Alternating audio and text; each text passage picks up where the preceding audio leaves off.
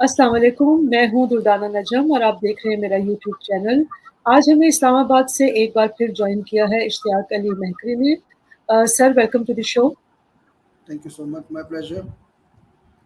Sir अभी हालिया एक इंटरनेशनल ब्रिक्स फोरम हुआ है रशिया में और पाकिस्तान के जो हमारे सेनेटर हैं मुशाहिद हुसैन साहब वो वहाँ गए और उन्होंने जो वहाँ तकरीर की उसका मैं एक छोटा-सा आपको थोड़ा-सा बताना चाहूँगी। उन्होंने 2 अहम बातें की। एक तो ज़ाहिर है पाकिस्तान के हवाले से की कि पाकिस्तान ने भी अर्ज़ी डाली हुई है कि पाकिस्तान मेंबर बन जाए ब्रिक्स का और उम्मीद है शायद कि अगली जब उनकी मीटिंग होगी जो उनके हेड्स की होगी तो शायद पाकिस्तान की भी अर्ज़ी कबूल कर ली जाए। उस पर भी हम आज बात करेंगे और फिर दूसरी बात सर जो मुशाहिद हुसैन ने की उन्होंने कहा कि ये जो ग्लोबल साउथ का ये जो इकोनॉमिक और पॉलिटिकल अलायंस है ये इसलिए भी ज़रूरी है कि जो अ, दुनिया भर में जो मिलिटराइज़ेशन हो रही है उसको ख़त्म किया जाए, डॉलर का जो डोमिनेंस है उसको ख़त्म किया जाए और जो rule of law international rule of law की कमी है बिकॉज़ ऑफ डेमोक्रेसी है ही नहीं जो इंटरनेशनल वर्ल्ड ऑर्डर है, उसको दूर किया जाए। तो सर इसी के ऊपर हम आज बात करेंगे। तो क्या आप समझते हैं मेरा सर सबसे पहला सवाल है कि क्या आप समझते हैं कि ब्रिक्स में इतनी ताकत है कि ये जो एक एजेंडा बताया है डॉक्टर मुशाहिद ने, उसको वो कंप्लीट कर सके या उसको लेकर चल सके? Thank you so much, Dudana. It's my pleasure to be here on this show once again. Basically BRICS जो है ना उसकी पर्टिनेंस का जायजा लेने से पहले हमें थोड़ा सा ये देखना पड़ेगा कि what is BRICS and why it has come into being. इस वक्त जो हमारा जो वर्ल्ड ऑर्डर है वो पोस्ट कोल्ड वॉर ऑर्डर है, जो कि basically it has risen on the ashes of World War two. तो ब्रिटेन वुड्स एग्रीमेंट के तहत और ट्रीटी ऑफ वेस्टफेलिया के आउटकम पे जो स्टेट सेंट्रिक सिस्टम है पोस्ट कॉलोनियल ऑर्डर, वो बेसिकली यूएस हेजीमनी डोमिनेटेड है। वो इस वक्त जो वर्ल्ड ऑर्डर है वो अमेरिकन ऑर्डर है, बेसिकली स्पैक्स अमेरिकाना जिसको कहा जाता है। तो स्पैक्स अमेरिकाना में ये है कि पिछले 70 सालों से दुनिया जो है वो पहले तो कोल्ड वॉर के दौरान दो पोल्स में डिवाइडेड थी, सोवियत यूनियन और अमेरिका की। लेकिन सोवियत यूनियन के डिसइंटीग्रेशन के बाद इस वक्त अमेरिकन ऑर्डर है। तो उस अमेरिकन ऑर्डर में रिवल्यूशन ब्रेड हुई है पूरी दुनिया में। एक रिसेंटमेंट है, एक डीप रिसेंटमेंट है अगेंस्ट द अमेरिकन ऑर्डर। उसकी वजह है कि जस्टिस रूल ऑफ लॉ नहीं है, जैसे कि आपने बताया। उस बेसिस पर रखते हुए इस वक्त दुनिया के तमाम जो नाखिद हैं और जो स्कॉलर्स हैं वो इस नतीजे पे पहुंचे हैं कि दुनिया जो है ये जो वर्ल्ड ऑर्डर जो है ये अनरावल हो रहा है। और ये जो यूनिपोलरिटी है इस वक्त जिसमें अमेरिकन डोमिनेटेड रियल पॉलिटिक है पूरी दुनिया में, वो तेजी से जगह बना रही है मल्टीपोलैरिटी की तरफ। बाज लोग कहते हैं कि वो जो है वो ट्विन पोल्स की तरफ जा रहा है, बाइपोलरिटी की तरफ। लेकिन मैं ये समझता हूँ कि बेसिकली ये मल्टीपोलैरिटी की तरफ जा रहा है, क्योंकि China having risen as an economic power is itself not in a position to completely take on the American hegemony, क्योंकि बहुत सारे एजेस अभी भी अमेरिकन को हासिल है इस मामले में। तो मैं समझता हूँ कि दुनिया मल्टीपोलरिटी की तरफ जा रही है।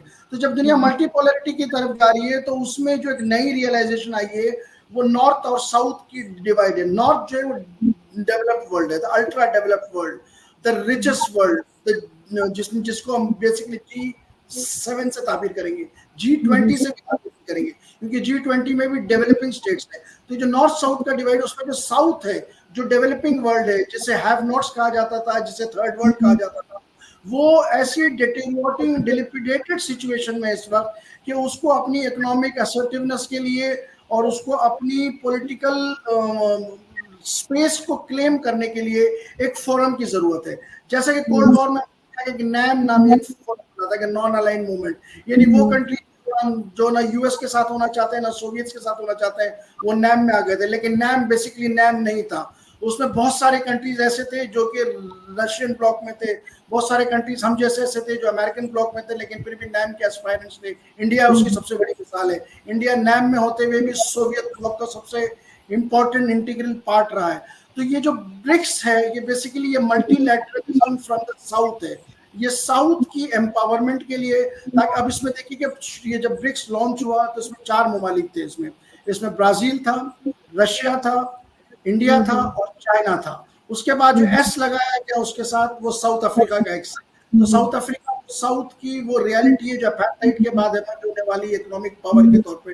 तो ब्रिक्स बेसिकली कॉन्स्टिट्यूटिंग 5 मेंबर्स, लेकिन अब ऐसा है कि मल्टीलैटरलिज्म ने इतना परवान चढ़ा है, इतनी रियलाइजेशन आई है लोगों को उन डेवलपिंग स्टेट्स को अपने आप को असर्ट करने के लिए, और जैसे मैंने कहा कि अपनी पॉलिटिकल इकोनॉमिक स्पेस को क्लेम करने के लिए। तो उसमें उन्होंने जो है, अब आपने देखा कि 25 के करीब नए मेंबर्स की एप्लीकेशन जो है उन्होंने एंडोर्स की हैं और उनको रखा गया है, उनको न्यू मेंबरशिप में लाया जाएगा, जिसमें से 4-5 को उन्होंने ऑलरेडी मेंबरशिप देने का वादा कर लिया है, जिसमें यूएई है, यूनाइटेड अरब एमिरेट्स है, साउथ अरेबिया है, Turkey is also there, Iran is also there. तो ये से जा रहे हैं, तो इसमें जाहिर है कि जैसे आपने अच्छा जुमला इस्तेमाल किया कि हमने भी अपनी अर्जी डाल दी है बारगाह में उनके कि उनका उनके मिन्नत हो तो हम उसमें शामिल हो जाएं। और उसमें अगर आप आगे जाके सवाल करेंगे तो मैं बताऊंगा पाकिस्तान का पोटेंशियल बेइंतहा है, and Pakistan as struggling developing state should be part of BRICS. लेकिन सर अगर मैं ब्रिक्स के ममालिक को जब मैं देख रही थी, उनके जीडीपी देख रही थी, और आप देखें कि ठीक है, एक वक्त होगा कि जब ये तमाम ममालिक जो थे ये अभी भी डेवलपिंग कंट्रीज हैं, मतलब चाइना को निकाल कर इंडिया भी अभी कहता है कि G19 प्रोबेबली उन्होंने अपना कोई हदफ रखा हुआ है, 2047 रखा हुआ है कि we will be completely developed country. लेकिन उसके बावजूद वी कैन नॉट डिनाई कि India is the 5th largest economy of the world. उनका जीडीपी, उनकी तो एक पिछले दिनों आपने शायद एक मीम आपकी नजर से गुजरी हो, को 2-3 महीने पहले, कि उनकी एक कंपनी जो टाटा है, जो उनका बिजनेस है, उतना पाकिस्तान का जीडीपी है, यू नो। करेक्ट। तो सर उसके बाद इश्तियाक साहब आप देखिए कि फिर ब्राजील भी जो है वो बहुत तेजी के साथ तरक्की कर रहा है, वहाँ भी डेमोक्राइजेशन की आई है, बहुत चीजें वहाँ भी अनरेवल हुई हैं। लेकिन ऐसे में पाकिस्तान जो इतना कैसे अगर बन भी जाता है मेंबर, मैं मान लेती हूँ चाइना शायद हमें सपोर्ट कर दे और हम बन भी जाए, तो पाकिस्तान कैसे फायदा उठा सकता है? क्योंकि हमारे तो जो ट्रैक रिकॉर्ड है, हमारे तो अपने जो चीजें, सी पैक देख ले हमने, उसको भी इतना ज्यादा उससे फायदा नहीं उठा सके। तो हम तो किसी अलायंस का हिस्सा भी नहीं है, मतलब रीजनली अगर थे भी तो सर कैसे होगा ये? जी दुर्दाना, ये आपका बहुत पर्टिनेंट सवाल है, लेकिन उसमें आप हमारे घर के हालात देखें तो हम यही कह सकते हैं, इस घर को आग लग गई घर के चिराग से। तो यहाँ तो हमारे यहाँ तो ये अलमिया है, लेकिन हैविंग सेड दैट हमें उसका ब्रॉडर कैनवस पे पाकिस्तान का पर्सपेक्टिव भी देखना चाहिए। आपने कहा कि ब्रिक्स में पाकिस्तान कैसे फिट आ सकता है। ये मानते हैं कि पाकिस्तान की इकोनॉमी इस वक्त बेइंतहा एलिंग है, प्लमेटेड इकोनॉमी है, और आईएमएफ के जो है वो उस पर चल रही है, वेंटिलेटर पे चल रही है, ये तो हम बात है। लेकिन उसमें एक जो रियलिटी है वो ये है कि अगर हम देखा जाए तो we are a population of 250 million around, almost 245 million latest census के तहत 143-45 मिलियन की हम लोग आबादी है। उस आबादी में बेसिकली 245 मिलियन का मतलब है कि we are a huge market, that is almost 1/4 of Indian market, and we are thrice the Iranian market. We are 4 times the Saudi Arabian market, and we are almost 20 times the UAE market. Plus, first point ये हो गया। उसके बाद ये कि our 100 million more than 100 million population, in fact, is below the age of 30. That is, we are in the youth consideration. और ये 100 millions में से जब we have a 60 million population which is glued to high tech. We are on social media, we are on technology. It's a learned, vibrant, enterprising youth. तो basically ये एक बहुत बड़ी मार्केट का कॉन्स्टिट्यूट करती है। और तीसरी तरफ अगर हम देखा जाए तो पाकिस्तान की जो इकोनॉमी है इस वक्त वो $1 ट्रिलियन की इकोनॉमी है। ये एक बहुत बड़ी रियलाइजेशन है जिसको हम लोग अंडरस्टिमेट करते हैं, और जाहिर है कि हमारे टेंजिबल्स को we couldn't put together all those tangibles, तो हम अपने आप को उस बड़े कैनवस पे जो है हम आपको बरोकार नहीं ला सके। $1 ट्रिलियन की इकोनॉमी वो बिल्कुल इस तरीके से है कि और तकरीबन 400-450 मिलियन डॉलर की हमारी फॉर्मल इकोनॉमी है, और इतनी इनफॉर्मल इकोनॉमी। अगर इन दोनों को अगर आप जंबल करें, और इसके अलावा बहुत सारे ऐसे सेक्टर्स हैं जो ग्रे एरियाज है हमारे, जो एलीट कैप्चर है हमारे मुल्क में, और किसी किस्म की कोई डॉक्यूमेंटेशन नहीं है, कोई किसी में कोई डिजिटाइजेशन नहीं है, और कोई टैक्सेशन ऐसी नहीं है जो पोटेंशियल टारगेट्स को टारगेट कर। हम तो मिडिल क्लास को ही एक्सप्लॉइट करते हैं, जितना बर्डन कर सकते हैं उनको ही करते हैं, but for reasons beyond anybody's comprehension. तो इस $1 ट्रिलियन की इकोनॉमी आपको दिखाया जाए, it has the potential to be a befitting partner for a bloc like BRICS, जहां बहुत छोटी छोटी इकोनॉमीज जिसमें एस्पायर कर रही है, ईरान की इकोनॉमी सैंक्शन ज़्यादा इकोनॉमी है, यूएई और सऊदी अरब तो राइजिंग इकोनॉमीज है, मिडिल ईस्ट की, टर्की स्ट्रगल से आया है, आगे निकला है, इसके बहुत सारे ममालिक जो 25 से करीब ममालिक जो उसके मेंबर बनना चाह रहे हैं, तो Pakistan has a very much competent scope part of the, and I see a ठीक है great potential. सर, स्कोप से ये बड़ी अच्छी बात है जो आप बात कर रहे हैं कि अच्छी उम्मीद रखनी चाहिए, अच्छा गुमान रखना चाहिए, पॉजिटिव सोचना चाहिए, लेकिन रब्ते मिल्लत से है तन्हा कुछ नहीं।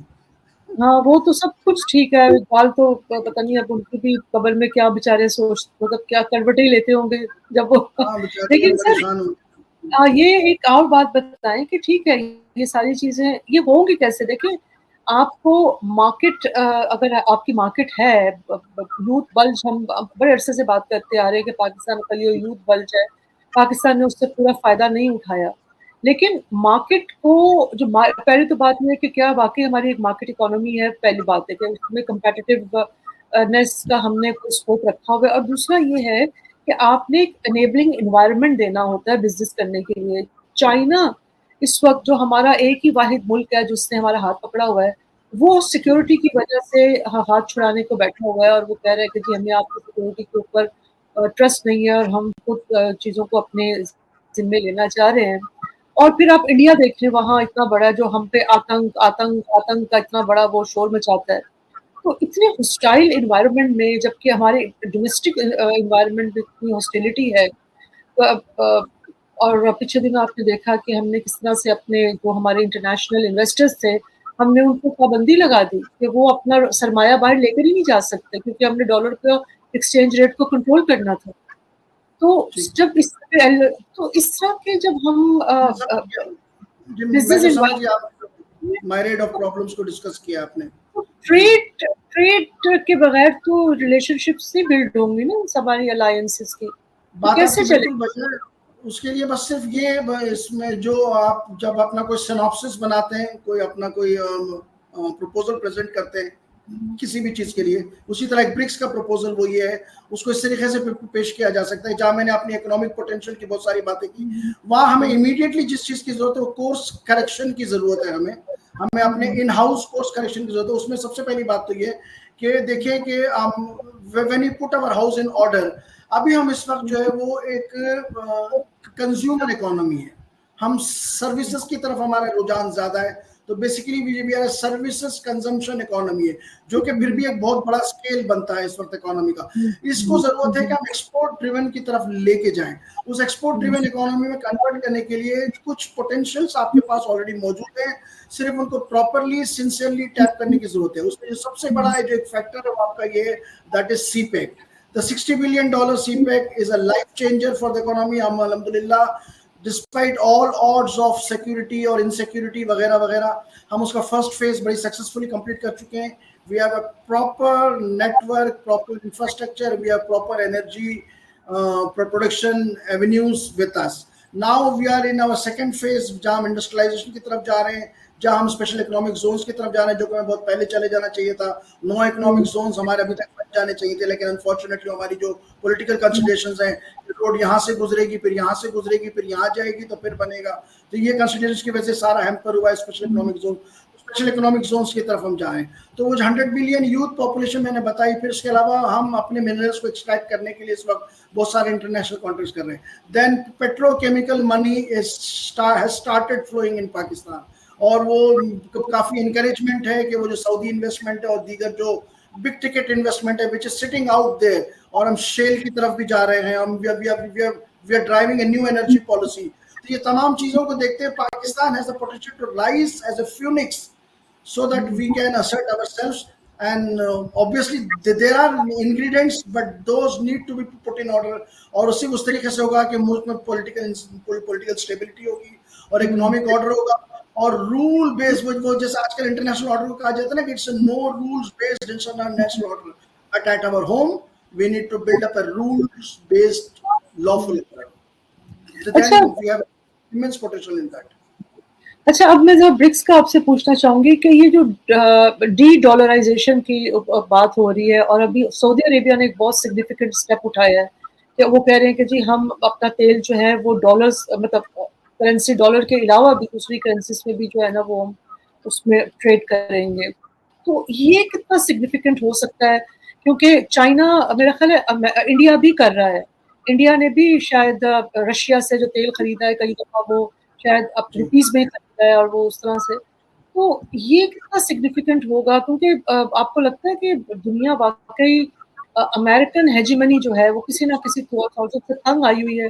लेकिन मेरा सवाल भी ये दोनों है कि ये इसमें ब्रिक्स बहुत स्लो चल रहा है मतलब इसमें कोई एक ऐसी नज़र नहीं आती कि या आपको लग रहा है कि इनडायरेक्टली इसी के थ्रू सारे ये काम हो रहे हैं डी-डॉलराइज़ेशन वगैरह के?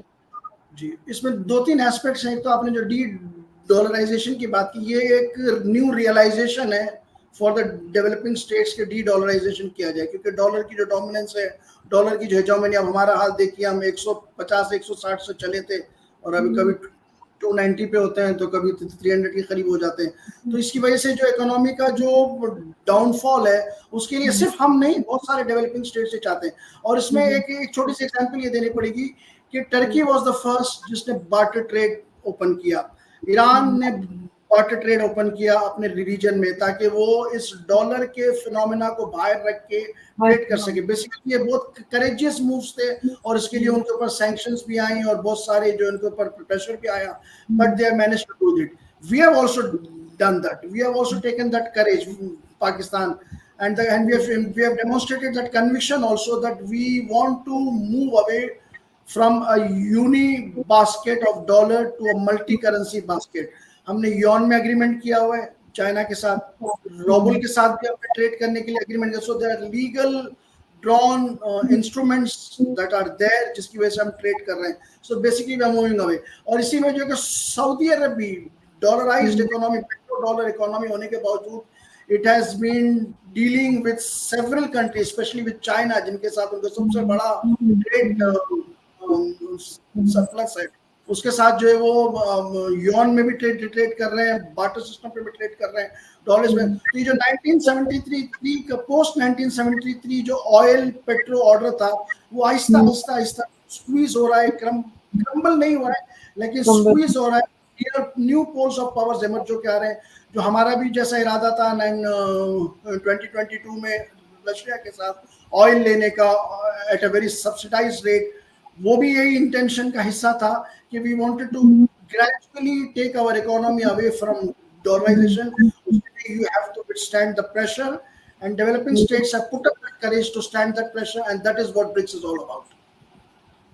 तो सर बस आखिरी सवाल आपसे पूछना है कि पाकिस्तान, आपने खुद ही करेज की बात की, मेरे जहन में ये जब आप बातें कर रहे थे तो मेरे जहन में जो सवाल चल रहा था वो ये कि आपको पता है कि पाकिस्तान जो है वो वेदर वी लाइक इट और नॉट अमेरिकन एक इन्फ्लुएंस है हमारे पर, और वो आप आईएमएफ की वजह से उसकी जो छतरी है वो और बड़ी हो जाती है और वो थिक भी हो जाती है तो हम कहीं और देख भी नहीं सकते। तो ऐसे में ज़ाहिर है आपको याद होगा डोनाल्ड लू ने जो कांग्रेशनल हियरिंग हुई थी, उसमें बड़ा उसने सख्त लहजे में बात की थी और कहा था कि जी हम नहीं चाहते कि पाकिस्तान ईरान के साथ गैस पाइपलाइन पर अपनी कोई पेशरफ्त करे। मतलब एक उसके बाद चाइना के हवाले से भी उन्होंने बातें की थी कि भाई पाकिस्तान का, और वो शुरू दिन से उन्होंने अपना कहा है कि जी सी पैक उनको नापसंद है, ना अमेरिका को पसंद है, ना इंडिया को पसंद है। तो पाकिस्तान तो अपने मुल्क के हालात जो है वो एडजस्ट करता है अमेरिका की बात, अमेरिका के जो है सारे हुक्मनामे पर। तो इतनी बड़ी एक जहाँ इतने एंटागनिस्ट बैठे हुए हैं, तो कैसे जो अमेरिका के एंटागनिस्ट मैं बात कर रही हूँ, तो चाइना है, फिर ब्राज़ील को अमेरिका चाहता है कि वो सबड्यू रहे, उनका ज़ाहिर बैकयार्ड है। इंडिया को भी चाहता है कि वो हाथ से ना निकले। तो ऐसे में पाकिस्तान की जगह कहाँ बनती है? या हम तो, मुझे तो कई दफ़ा लगता है इश्तियाक साहब, हमने शायद ऐसे ही रहना है। Very important question. इसके लिए कि देखिए, मैं इसका जवाब कुछ इस तरीके से देना चाहूँगा आपको कि हम ये कहते हैं, हमसे मुराद है कि हम पाकिस्तान ये कहता है कि we are not part of camp based politics, ना हम इस जी। कैंप में है ना उस कैंप में। ये हमारी एक रीइटरेशन है for the last many years. लेकिन having said that, we are part of camp politics for good. जी। और उसमें ये है कि we are in equally in Chinese camp as well, and we are equally in American camp as well. हम China की तरफ कितने ही टिल्ट क्यों ना हो जाएं, अमेरिकन कैंप से कभी भी बाहर नहीं आ सकते। और अमेरिकन इन्फ्लुएंस, अमेरिका का इन्फ्लुएंस जो है वो सिर्फ डॉलर की हद तक, वो सिर्फ मिलिट्री रिलेशंस की हद तक, या फिर वो so called pro democracy, democracy पे तो अमेरिका बात ही नहीं करता। खैर अल्लाह का लाख लाख शुक्र है, now it is very much happening. So democracy की बात ही छोड़ दी इस वक्त। तो वो ये कि ये जो ऑर्डर है ये हमेशा अपनी जगह, ये इन्फ्लुएंस अपनी जगह इसलिए रहेगा कि हमारा अमेरिका के साथ सोशियो कल्चरल अमेलगमेशन ज्यादा स्ट्रांग है। हम उनकी एजुकेशन की तरफ ओरिएंटेड हैं, हम उनकी ग्रीनर पेस्चर्स की तरफ ओरिएंटेड हैं, हम उनकी स्टाइल ऑफ लाइफ की तरफ ओरिएंटेड हैं। और इस वक्त भी अगर पाकिस्तान में आप एक जनरल सर्वे करवा लें तो मिलियंस के पास, मिलियंस ऑफ पाकिस्तानीज के पास अमेरिका का वीजा होगा, लेकिन हंड्रेड्स के पास चाइना का वीजा नहीं होगा। तो ये एक वो बेसिक चीज है जिसको हमें अपनी पॉलिसी पर्सपेक्टिव में ज़हन में रखना चाहिए कि हम कहते तो हैं कि we are having all weather friendship towards China, और हमारी चाइना स्ट्रांग है, no doubt it's one of the most trusted friend and we have a lot of interaction with it. लेकिन फिर हम दोनों कैंप्स में इक्वली हैं। अब इस प्रेशर से बाहर निकलने के लिए पाकिस्तान, आपके सवाल का जवाब ये है कि Pakistan has to start acting as a sovereign state. Donald Lu, no Donald Lu, we should be indifferent about it. Donald Lu's come and go, but Pakistan is there to stay. So Pakistan has to assert sovereignty, और उसी सूरत में हो सकता है कि we start talking from our sovereign strength. तो Iran के साथ जो $7.5 बिलियन का गैस पाइपलाइन था, Iran Pakistan India gas pipeline का, it's a failure that we missed that bus. India के पास दूसरी opportunity, India found out Russia, India found out Qatar, it went it's way. क्योंकि उसके पास उस वक्त जब उसने इस मुआहदे से बाहर गया तो it was in capacity of around $500 billion of assets at home. तो it could have made an either choice anyway, but we didn't make, we just ruptured that Iran Pakistan India gas pipeline, and now we are sitting with Iran Pakistan pipeline। उसमें भी है कि अगर हम उस project को हम आगे नहीं लेके गए तो we have to pay debentures of around $19 billion। So we have to start deciding what is in Pakistan interest। We should go ahead with the gas pipeline with Iran। We should go ahead with the gas pipelines with Russia, जो कराची से पेशावर तक उनका gas pipeline layout कर रहे हैं उसमें, and trading with Russia in terms of oil। So these are the sovereign decisions that Pakistan has to make, irrespective of what kind of we have towards the United States, but we have to put our house in order, because without all these incentives in place, our economy will stay where it is for ages and ages।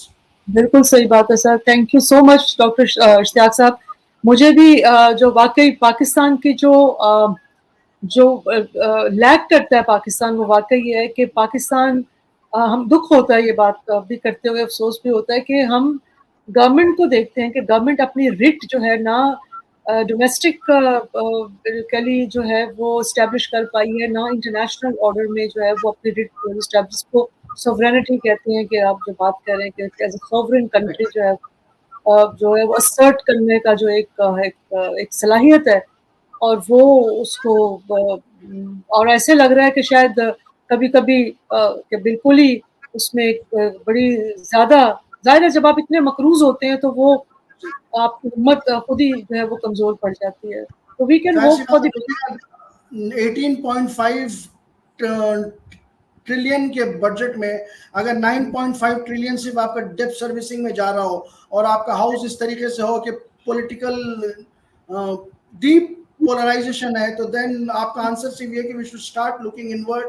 जिस दिन political stability restore हो जाएगी, all these things will start falling. और मेरा ख्याल है बजाय इसके कि हम लोग जो वो ढोल पीटते रहते हैं, कभी 9 में ही कर देते हैं, कभी कुछ कर देते हैं, कभी बजाय इसके I think the time has come that all जितने भी पॉलिटिकल फोर्सेस हैं या पावर पॉइंट्स, बिल्कुल इट्स हाई टाइम कि अभी हमें ये May 9 से आगे निकलना चाहिए। ये चीजें ने for the time being political capital gain करने के लिए तो चल गया ये, लेकिन इन द चल लॉन्ग गया। रन ये चलने वाला नहीं है. ये I think we should look at the broader canvas and we should reconcile. The earliest, the better. the better. Thank you so much, Pleasure. Ishtiyaq Ali sir. Thank you. Okay, Assalamu My alaikum. pleasure. Assalam.